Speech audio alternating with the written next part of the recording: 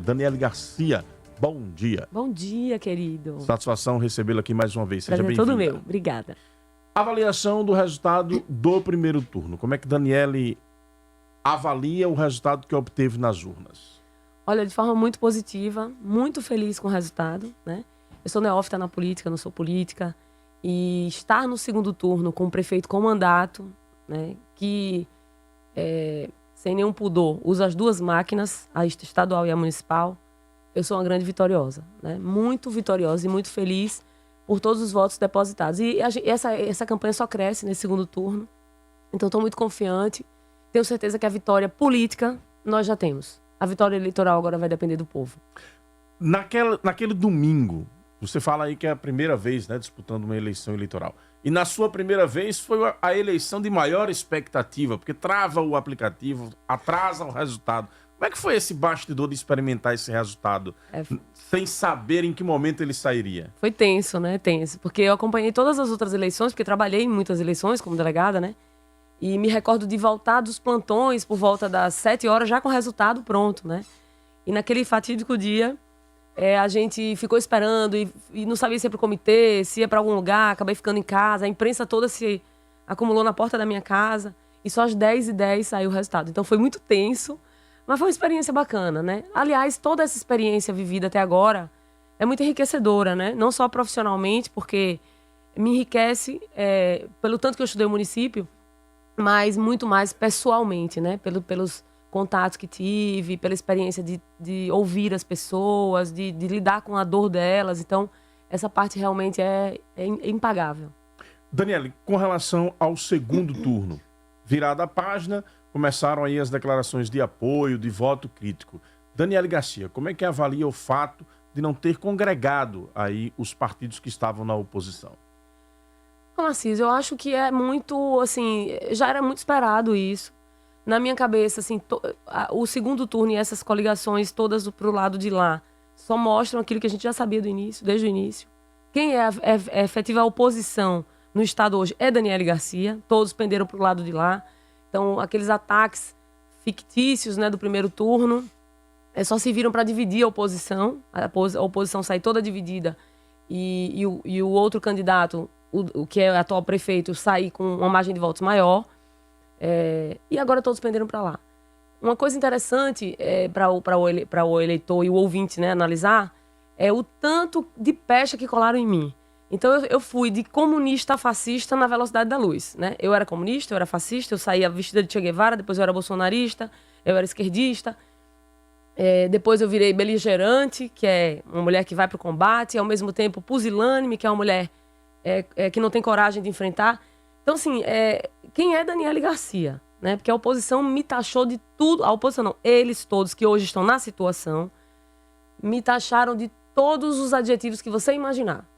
Porém, o que me deixa mais feliz e tranquila é que embora a nossa coligação seja pequena, né? Ou seja, continua a mesma desde o início, a nossa grande aliança é realmente com o povo. Deles, sim, eu tenho sentido carinho, eu tenho sentido afeto, eu tenho sentido esperança nos olhos.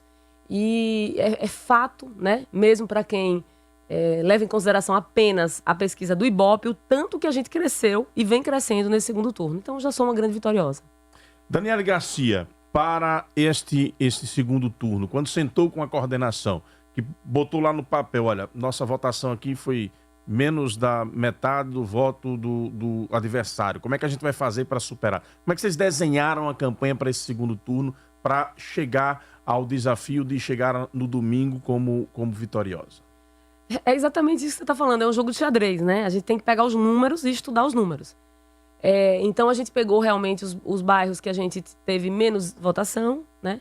E que historicamente são bairros, né, que como Santa Maria, que votam, né, muito com o atual prefeito e intensificar o trabalho, né, de convencimento. É isso mesmo. A gente só tem... A nossa grande arma é o convencimento. A gente não utiliza mais nenhum outro tipo de arma. Então a gente volta nos bairros. Ontem tivemos uma carreata maravilhosa no Santa Maria. Fomos muito bem recebidos, muita gente colando adesivo nas portas. Então, assim, a gente está fazendo a nossa parte, tudo dentro da lei, tudo dentro da legalidade, né? Gastando o fundo partidário. Nós não temos grandes doadores de campanha. Então, tá tudo lá bem transparente para quem quiser ver. E é isso, é uma campanha de convencimento mesmo, né? Pra gente o que vale é o voto consciente. Voto em Daniele Garcia, quem acreditar em Daniele Garcia. Falando em fundo eleitoral, ele foi motivo de muita polêmica no primeiro turno. Daniele sentiu-se contemplada com os apoios que teve dos partidos, os recursos que chegaram, estavam dentro do planejado? Sim, pra gente sim, a gente vai acabar essa campanha sem R$1 de dívida, né? Quitando todos os nossos contratos, pagando absolutamente tudo, né? E aí é aquilo, né? Aquela discussão, usa fundo eleitoral, não usa. Eu só acho que se existe o fundo eleitoral e estamos numa disputa que um candidato usa o fundo, nós nunca chegaríamos no patamar que estamos hoje no segundo turno se a gente também não fizesse uso desse fundo. Então, tudo dentro do previsto, dentro da nossa coligação, houve a transferência de fundo, a gente pagou todas as nossas contas. Muito se discutiu, Narciso, porque a gente jogou as previsões de gastos, né, no TRE antecipadamente.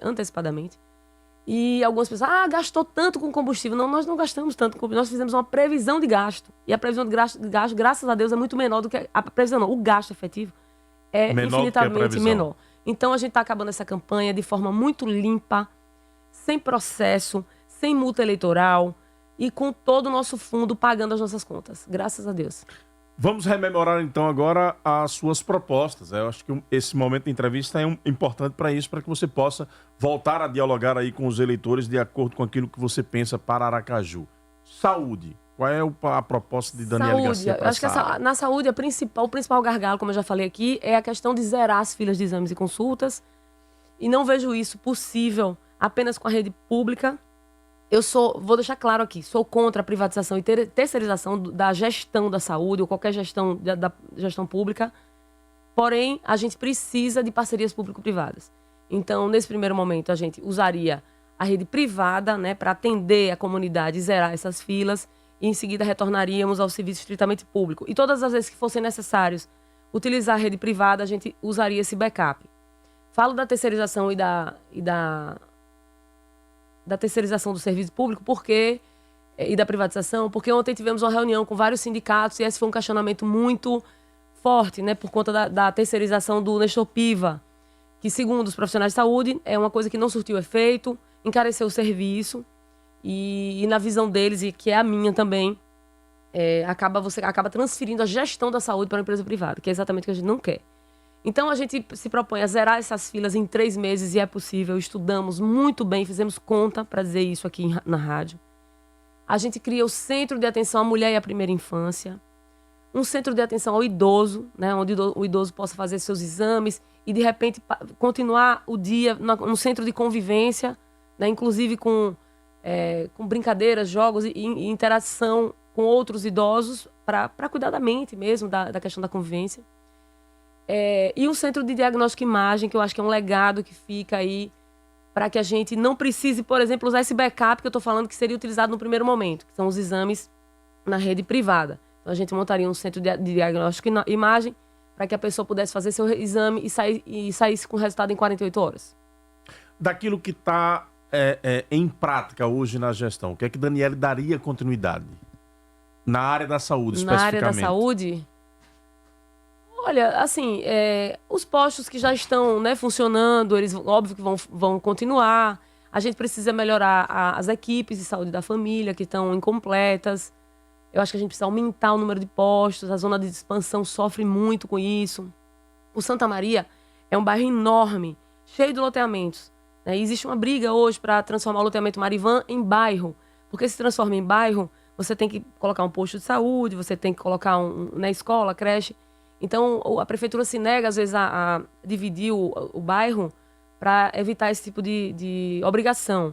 Mas, na minha opinião, é salutar, né? Porque não adianta, se você tem um complexo populacional muito grande, um posto de saúde ou 2, às vezes, não dá conta. Nesse ponto da saúde, o que é que você mais ouve da população quando você roda os bairros, quando você está nas comunidades? A maior reclamação é a falta de acesso mesmo, né? É a falta de medicamento, é a falta de consultas, é a falta de exames, pessoas que ficam em filas intermináveis dos exames, ou que quando fazem os exames não recebem o resultado a tempo. Então nós tivemos várias situações de exames que saíram, por exemplo, de mulheres grávidas, e os exames só saíram depois que as crianças nasceram com problemas. Então, aquilo poderia ter sido evitado de alguma forma ou minimizado. Então, é muito triste ver que a saúde realmente não é tratada da forma como deveria ser. Educação. Você tem batido muito no ponto de que Aracaju não atingiu a média do IDEB. Qual o seu planejamento para essa área? E não atingiu, né? Deixar claro que o outro candidato falou aqui, não, que eles subiram de 4,6 para 4,8, mas não atingiram a meta, que é 4,9, que é uma das metas mais baixas do Brasil. Né? A gente tem aí Piauí, Teresina no Piauí, com uma curva ascendente muito grande, a nota de IDEB deles é 7 hoje, com a metade do investimento de educação que nós temos em Aracaju. Então lá a população é maior, a cidade é maior, o investimento é muito menor e a qualidade do ensino é maior. Então a gente precisa realmente fazer uma política de valorização profissional, capacitação profissional. A gente precisa atualizar a matriz curricular, trazê-la para os dias de hoje, os tempos de hoje. Né? A gente tem apenas 30% de escolas com educação inclusiva, por exemplo. A gente e trazer isso tudo para esse novo formato. Quando eu falo matriz curricular, é porque eu imagino que, além de português e matemática, de uma forma dinâmica e interessante para o aluno de hoje, né, que é um aluno muito interativo, a gente precisa trazer empreendedorismo, sociedades, habilidades socioemocionais para a escola também, para fazer com que o aluno realmente se interesse de estar ali. E deixar muito vivo na vida do estudante o esporte, a cultura, porque isso torna a escola atrativa. Ensino de tempo integral seria uma meta da Daniela Garcia? Sim. Ensino em tempo integral, sim. Impossível dizer que a gente vai transformar todas as escolas em ensino em tempo integral, porque o custo disso é muito alto, né? Então, a gente precisa fazer um estudo de em quais localidades é mais necessário esse tipo de prestação de serviço. Mas Narciso, eu diria que a criação de creches, a disponibilização de creches Sim. é ainda mais importante nesse momento. Nós temos diversas mães... Você identifica que é uma necessidade maior? Diversas mães que têm a necessidade de escolher entre ser mãe e ser profissional. Isso é muito ruim para a mulher, né? E eu passei por isso quando eu tive minha filha e também passei no concurso no mesmo momento. Graças a Deus, no meu caso, eu não precisei optar, porque tinha todo o suporte da minha mãe e da minha família. Nem todo mundo tem. Então, as creches, elas não são só um backup para a mãe, mas elas fomentam a economia. À medida que deixam que a mãe, né, deixe os filhos na creche e vá trabalhar. E volte para o mercado de trabalho e, com isso, gere desenvolvimento aí para o município.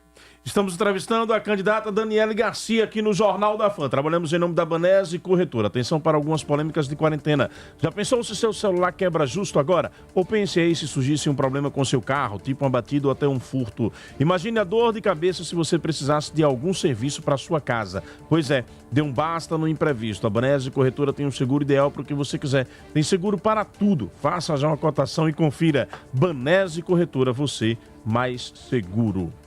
Daniele, você como experiente na área de segurança pública, o que faria de diferente para que a prefeitura tenha uma atuação cada vez maior nesta área da segurança pública? Olha, a Guarda Municipal tem um papel importantíssimo na segurança pública. Eu, como pessoa oriunda da segurança, óbvio que tenho um olhar muito voltado para a questão da segurança das pessoas. A Guarda Municipal, historicamente, foi criada para desempenhar o papel de guarda predial, né, de guarda de local público. E, posteriormente, a Lei Federal veio para dar uma nova atribuição, né, de polícia mesmo. E penso que a atual gestão subutiliza a Guarda Municipal. Né? E estou falando isso não só pelo que eu vejo, mas pelo que eu ouço deles próprios. Então, eles querem estar nas ruas, patrulhando as pessoas, a vida das pessoas. Mais importante do que os prédios públicos, que hoje são monitorados, que hoje tem serviço de vigilância pessoal tomando conta. Então, mais do que isso, eles precisam estar na rua cuidando das pessoas, do aracajuano. Eu até me surpreendi ontem vendo o programa do nosso adversário, que ele coloca exatamente aquilo que eu venho falando há tanto tempo. E a pergunta que não quer calar, por que não fez ainda? Que é exatamente a comunicação, né, do vídeo monitoramento da Guarda e da SMTT com os da Polícia Civil e Militar. Então, por que não integrar esses sistemas? São sistemas facilmente integrados e que facilitaria a vida do cidadão. Porque eu costumo brincar, né? O cidadão que vai ser que está sendo assaltado, ou ele não quer saber quem vai chegar primeiro, se é um guarda municipal, um policial civil, um bombeiro, um PM, ele quer que alguém salve ele. Né? E para isso a gente precisa, de fato, monitorar a cidade e interligar essas informações para que as forças de segurança, e isso inclui a Guarda Municipal, atuem de forma efetiva. Piso salarial. Aí a questão do piso dos professores, agentes de saúde e outras categorias também cobrando reajuste. Daniele Garcia, como é que lidaria com essa pauta? Narciso, o piso salarial é lei, tem que ser cumprido, né? E vi ontem muito atentamente a entrevista do candidato dizendo que paga o piso. Não é verdade. Tanto não é verdade, eu até trouxe aqui no celular a ação ajuizada pelo Sindipema, que é o Sindicato dos Professores, por conta do não pagamento do piso, conforme diz a lei federal. Então, eles fizeram a complementação do piso, o que divide o salário e as vantagens pessoais, e aí os professores vão entender o que eu estou falando, as vantagens pessoais acabam incidindo sobre uma parcela menor do que deveria incidir. Por isso o sindicato entrou na justiça com essas ações e provavelmente sairão vitoriosos. Então, de fato, o piso dos professores não é pago, assim como o piso dos agentes de saúde. Mas o piso é lei. E lembrando que para pagamento dos pisos vem o recurso federal. Então, não é uma liberalidade do gestor, né? É uma obrigação. Se o recurso entra nas contas da prefeitura para aquela finalidade, ela tem que ser usada para aquela finalidade. O nosso compromisso com o servidor público é, ao menos, a reposição inflacionária, já que há 4 anos eles sequer têm isso. Óbvio que algumas categorias, todas as categorias pleiteiam reajustes. E seria leviano da minha parte dizer que a partir de janeiro todas as categorias serão reajustes, até porque eu sei que a prefeitura hoje é superavitária, mas o grau de endividamento é muito alto por conta dos empréstimos que foram contraídos. Então a gente precisa fazer um ajuste da máquina pública, a gente precisa enxugar a máquina pública para garantir a valorização do servidor público. Eu sou servidora pública, eu também sofro, padeço com salários atrasados, parcelados. Glória a Deus que o governador disse que esse ano, depois de 8 anos, vai pagar o 13º em dia. Não sei se é porque é ano eleitoral, não sei o que. Mas, enfim, uma mosca azul mordeu o governador e finalmente nós teremos 13º esse ano, porque há 8 anos nosso 13º é parcelado e a gente recebe no ano seguinte, até julho, agosto. Então, o pagamento do salário em dia é obrigação do gestor, ele não está fazendo favor, né? Mas a valorização profissional, isso tem que ser um compromisso do gestor. Esse é o meu compromisso com os servidores públicos municipais. Minha cara Daniele Garcia, na área da assistência social, o que é que foi possível a sua campanha planejar e propor para esta área? Olha, o SUAS, ele está muito bem estruturado, né? Até porque vem todo, assim como a saúde, né? Ele está todo calcado em uma legislação federal, com recursos federais, mas ainda acredito que a gente deixa muito a desejar. Então, a gente previu aí, por exemplo, vamos falar das pessoas que moram nas ruas, né? Que não tem qualquer tipo de assistência. A gente tem apenas um centro pop na cidade, que só fornece assim, banho, enfim, uma alimentação durante um período do dia. Então a gente precisa intensificar, porque a gente tem, só no centro, mais de 200 pessoas vivendo nas ruas, nas calçadas. Muitas dessas pessoas são viciadas em droga, e isso é uma doença, não é porque eles querem estar vivendo daquele jeito. Então a gente precisa estruturar o município para cuidar dos nossos adictos. A gente não tem esse tipo de serviço nem no município, nem no estado. Isso fica por conta das igrejas, que fazem um trabalho belíssimo, né? E de algumas empresas privadas que nem todo mundo tem condições de pagar.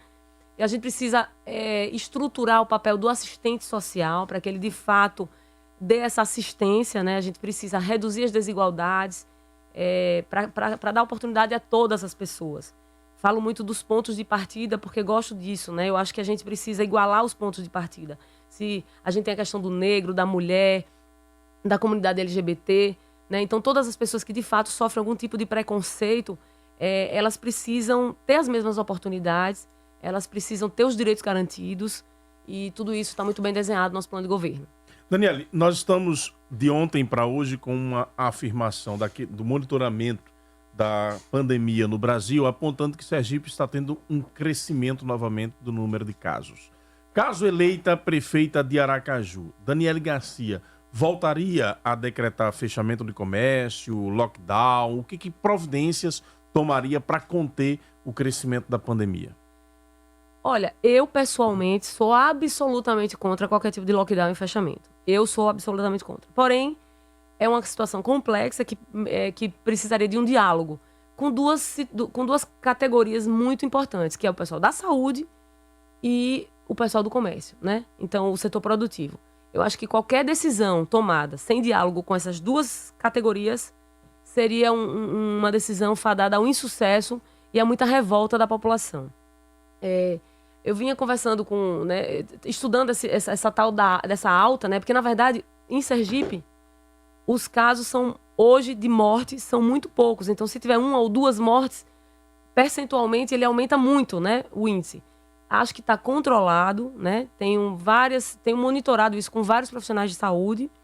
Não acho que é caso para alarme, porém tem que ser acompanhado, né, com muita atenção. Mas, voltando à pergunta, eu sou absolutamente contra. Porém, precisamos ouvir esses dois, né, a saúde e o setor produtivo. A gente sabe que a pandemia ela ainda trará consequências para 2021. Uma delas é a expectativa de que a crise financeira ela possa se aprofundar caso não haja uma continuidade de auxílio emergencial, enfim, de outras ações dessas que têm vindo do governo federal para os estados e municípios. Daniele, como é que prepararia o município de Aracaju para enfrentar este momento? Que providências tomaria assim que assumisse a prefeitura para que Aracaju suporte esse momento da crise? Olha, ainda falando sobre pós-pandemia, eu acho que a gente precisa estruturar a saúde muito bem, porque outras pandemias virão ou poderão vir. Sim. Então a gente tem que ter isso muito bem estruturado para evitar que aconteça o que aconteceu no Brasil e no mundo, né? Pegou todo mundo despreparado, o sistema de saúde falido e de repente chega, corre, tem que fazer 1 milhão de UTIs para atender aquelas necessidades. Com relação ao comércio, ao desenvolvimento econômico, eu acho que os auxílios... tenho uma certeza absoluta que os auxílios foram providenciais. Os auxílios movimentaram a economia, né, muito mais do que se imaginou. Esses R$600 para cada uma das pessoas fez com que, né, o setor produtivo realmente não falisse como um todo. Porém, algumas medidas têm que ser tomadas. Então, eu acho que o próximo gestor tem que pensar em medidas como isenção fiscal, redução da carga tributária. Isso tudo a gente previu no plano. Fazer com que o setor produtivo não seja tão sofrido, né, nessa luta, porque, na verdade, acaba que eles são os mais penalizados. O município precisa arrecadar para sobreviver, aí, para isso, a gente precisa julgar o município, porque eu não posso ter uma conta do município maior do que aquilo que é a minha capacidade financeira. E também não posso penalizar quem produz, quem gera emprego e renda. Acho que a gente tem que investir muito no turismo, aproveitando que nós somos uma capital litorânea, com praia, nordeste. Então, o turismo ele tem que, sim, ser a pauta do dia, porque o turismo é uma indústria limpa, pronta. Então, basta só que a gente incremente o turismo, que a gente divulgue o destino fora de Aracaju, para que o turista venha e consuma e gere renda no nosso município. Eu acho, Narciso, que é tudo isso muito possível, não tem nada impossível. Mas tem um detalhe. Tudo que está se falando aqui requer muita transparência, né? Uma gestão moderna, eficiente, essa gestão ultrapassada de fazer as mesmas coisas, das velhas formas, não tem tido efeito desejado. Então, é por isso que eu me coloco como candidata, né? E por isso que eu estou nessa luta incansável aqui. Com relação ao transporte e mobilidade, quais são as propostas de Daniele para essa área? Olha, transporte e mobilidade estão vinculados diretamente ao plano diretor. Perfeito. Vi também uma entrevista do outro candidato dizendo, não, nós organizamos as vias para depois fazer a licitação. Peraí, mas como é que você organiza as vias com base no plano diretor que está ultrapassado em 20 anos? A lógica é o contrário, você tinha que primeiro atualizar o plano diretor. Essa é a primeira medida. Porque dentro do plano diretor, que é um guarda-chuva, está lá a mobilidade urbana. Então, não existe atualização de lei de mobilidade urbana sem plano diretor, que é a coisa primeira. Então, esse é um compromisso nosso. É fácil? Não. Tem que ter reuniões, diversas reuniões, audiências públicas, conselhos envolvidos, mas tem que ser feito, tem que sair do papel. E aí, com o plano diretor bem estruturado, para a gente saber onde pode construir, como pode construir, né? Até para a questão de alargamento das vias, aí a gente tem que partir imediatamente para a licitação dos transportes públicos. A questão do transporte, da licitação, não é simples de fazer, porém já está tudo estruturado. Nós já temos um consórcio público formado. Salvo engano, foi formado o consórcio público no último ano da gestão de João Alves. Os prefeitos já se reuniram. Aracaju é o presidente do consórcio. Não sei o que de fato impede, né, o presidente do consórcio, que é Aracaju, de tocar a licitação. Mas o que eu quero frisar é que a licitação é urgente e premente, né? Sem a licitação, você continua com uma contratação precária através de permissão do serviço de transporte. Você não abre para que outras empresas de fora possam participar com preço mais competitivo e com qualidade dos ônibus. Isso tudo ficaria muito bem amarrado no edital. Então, não vejo como a gente melhorar o transporte público sem a realização das licitações. Estamos entrevistando Daniele Garcia, candidata a prefeita de Aracaju pelo Cidadania. Trabalhamos em nome do Sebrae. O Sebrae tem concentrado esforços para buscar soluções que ajudem os pequenos negócios. Fique atento ao desejo dos seus clientes. Proporcione uma experiência única. Busque inovar. Esteja sempre pronto a atender e marque presença constante nos seus canais digitais. Procure o Sebrae do 0800 570 0800 e saiba mais. Sebrae, a força do empreendedor brasileiro. Daniele Garcia, eu tenho observado críticas suas ao atual gestor de que não existiria em Aracaju a licitação da limpeza e coleta de lixo. Ontem, aqui na entrevista, o candidato Edvaldo Nogueira disse que isso é uma fake news e, dizendo aquilo que ao vivo colocou aqui, enviou para a nossa produção, na sequência, uma documentação que mostra início, meio e fim de uma licitação que estaria em vigor.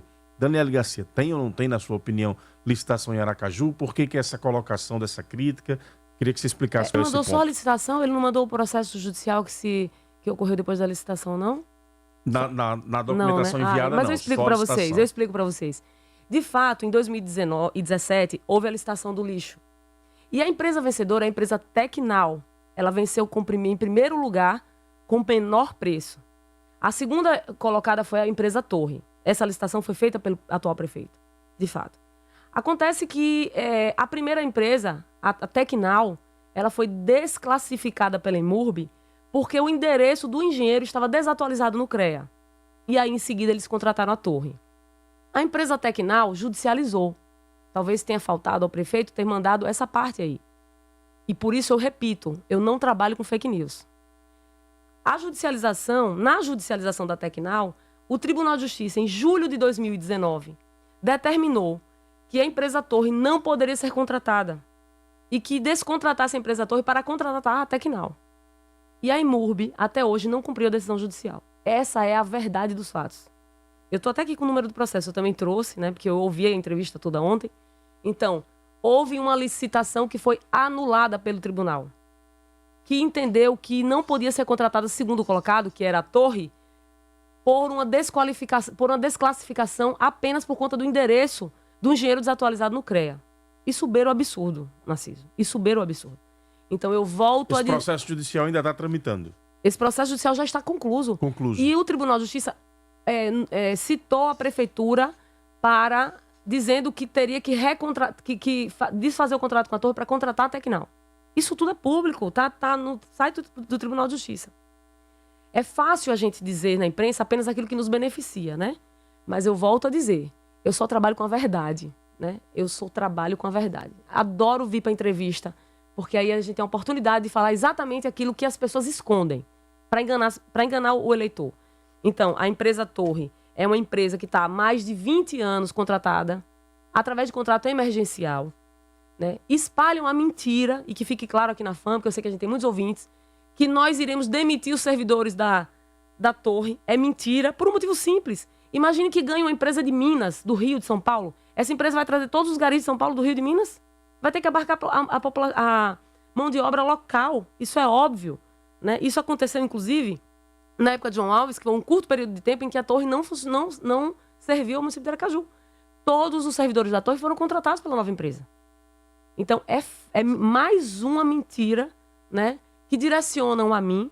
Agora, a minha tranquilidade, a minha paz, Narciso, é lidar sempre com a verdade. Porque aí a gente pode discutir ou debater em qualquer lugar. Eu não tenho medo de debates, porque eu sei que eu vou falar apenas a verdade. A verdade, às vezes, incomoda, né?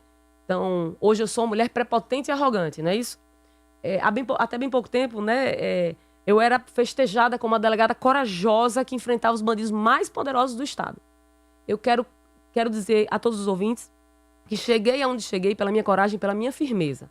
Se hoje o meu opositor quer me transformar numa mulher prepotente e arrogante, as mulheres sabem por que isso. É que a mulher, quando enfrenta, ela é louca, ela é desequilibrada. Se é o homem, ele é um homem forte, é um homem austero, né? Mas a gente não vai se abalar por nada disso, porque a luta vai continuar. E como eu disse no início da entrevista, Narciso, a vitória política nós já temos. Nós nos firmamos hoje como a única oposição verdadeira no nosso estado, na nossa capital.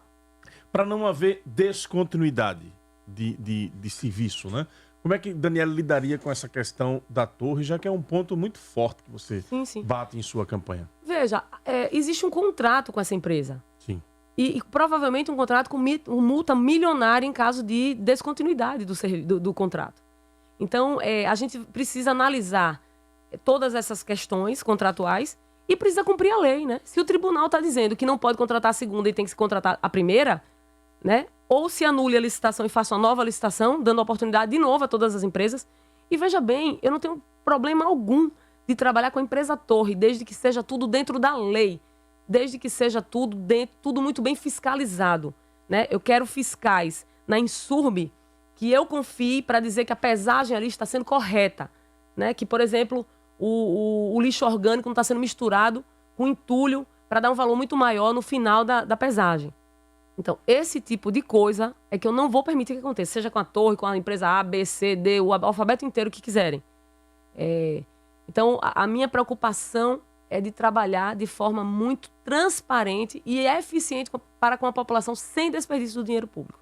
Estamos entrevistando Daniela Garcia, candidata a prefeita de Aracaju. Se você não acompanha as ofertas da Rede Mais Minimercado, pode seguir a página do Instagram, @redemais.minimercado. Você também pode enviar a palavra mais para o WhatsApp 99887-2350 para receber na tela do seu celular as promoções de forma exclusiva. Não esqueça de salvar o número no seu celular, 99887-2350.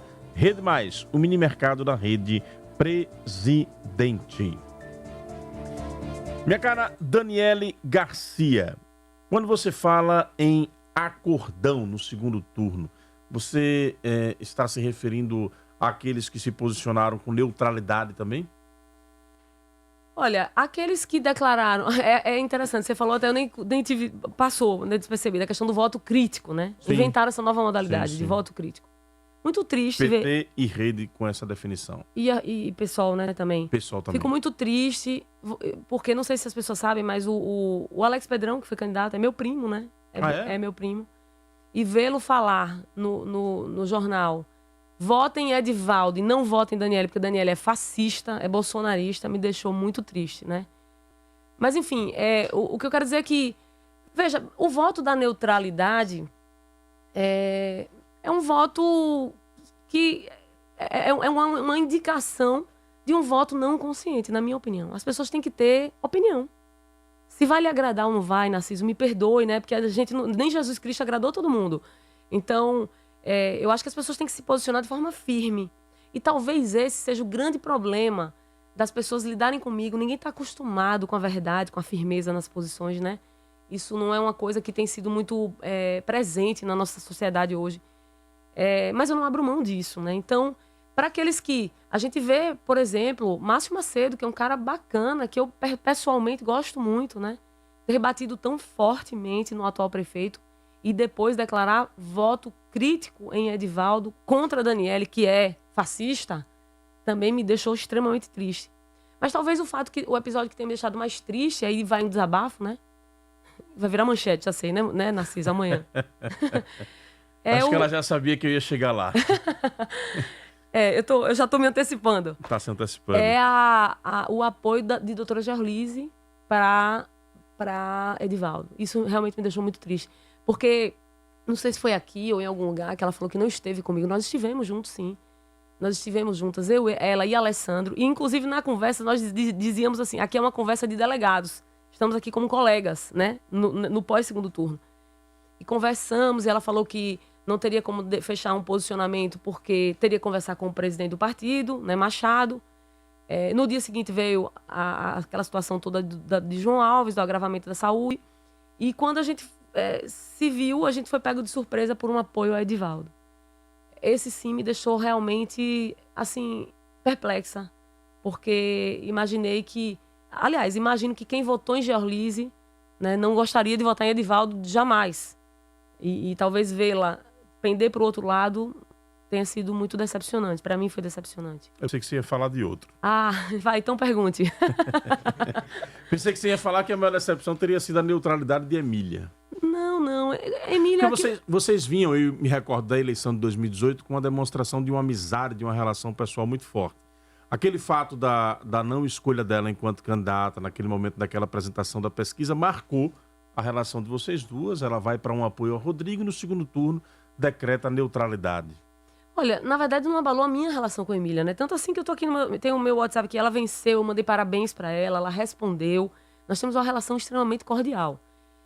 Se houve qualquer tipo de chateação de Emília, talvez, não tenho certeza, não é direcionada a mim, né? A neutralidade de Emília, respeito demais. Mas volto a dizer, eu prefiro a firmeza de você decidir por alguma coisa. Eu prefiro. Mas aí tô falando por Daniele, né? Não posso falar por Emília, por Narciso, enfim, por Antero. Mais triste assim, Emília, entendo. No segundo turno da eleição de governador, com Belivaldo e Valadares Filho, ela também decretou a neutralidade. Então... Votou em Milton no primeiro e no segundo turno ficou neutro. Exato. Então, na verdade, não é vamos dizer assim, uma novidade, né? Tristeza mesmo com Jorlise. Mas tinha expectativa de que ela viesse para a campanha? Quem, Emília? Sim. Não. Ou você já, pelo desenho do que tinha acontecido... Pelo desenho do primeiro turno, eu já imaginava que isso aconteceria. Então, não houve surpresa. Não houve surpresa nenhuma. Não. Minha cara Daniele Garcia, dentro desse processo, você analisando o resultado da Câmara de Vereadores, eleita prefeita, como faria para se relacionar com o parlamento, já que seu partido, sua coligação, só elegeu 2 vereadores? Narciso, essa é uma pergunta interessantíssima. Porque, assim, o que a gente precisa entender é que os poderes, eles têm papéis muito bem definidos, né? Então, o papel do legislativo é fiscalizar o executivo e propor leis, né? Não é ser conivente com o poder executivo. Eu não gostaria de governar tendo comigo uma Câmara Municipal conivente com todas as minhas ideias. Ao contrário, eu acho que é salutar o debate, é salutar que os vereadores tragam os projetos para serem discutidos, né? É salutar que eles discordem dos projetos que vão ser enviados pelo gestor. O que não pode acontecer é o que acontece hoje, né? Uma Câmara cuja maioria decide a vida das pessoas com base naquilo que o prefeito quer. Isso não é fiscalização, isso não é uma atuação... democrática e conforme a previsão constitucional. Então, eu acho que mesmo não tendo maioria, um relacionamento transparente... Imagine, o plano diretor é uma coisa que vai impactar na vida de todas as pessoas. Então, se a Câmara não vai aprovar, porque você não tem a maioria, é simples. Convoca a população, olha, povo de Aracaju, aqui está o plano diretor. Isso aqui afeta a sua vida nisso. Essa é a proposta da prefeitura. Agora vai para a Câmara. Então, voltem os olhos para a Câmara para entender como está votando cada um dos vereadores. Eu penso que a gente precisa chamar as pessoas à responsabilidade da atuação de cada poder, sabe? Para que todo mundo entenda quem vota como, né? E por quê. Então, não vejo problema nenhum. Acho que com muita transparência e cordialidade, respeitando, né, as limitações e as competências de cada um dos poderes, dá para atuar de forma muito tranquila, sem qualquer estresse. Grande assunto no segundo turno, debate. Como você finaliza aí? Hoje vai estar, não vai acontecer o debate, você vai estar lá para uma entrevista. O resumo desse duelo aí, o que é que você... Não, então, na verdade, assim, eu gostaria muito que o candidato fosse para o debate, né? Essa coisa de que eu não consigo, nem entraria armada na TV Sergipe. Aliás, não sei nem onde anda minha arma, porque... Nem me lembro mais que sou delegada já que esse ano inteiro atuei como política, ano passado inteiro eu estava no Ministério da Justiça.